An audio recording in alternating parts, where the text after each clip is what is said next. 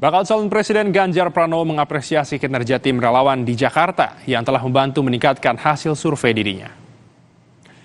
Kamis sore, Saudara, Ganjar Pranowo mendatangi sejumlah posko relawan yang ada di kawasan Menteng, Jakarta Pusat.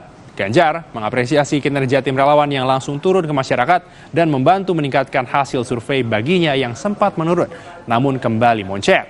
Hingga kini Ganjar masih belum mengungkapkan nama calon wakil presiden yang akan mendampinginya di Pilpres 2024.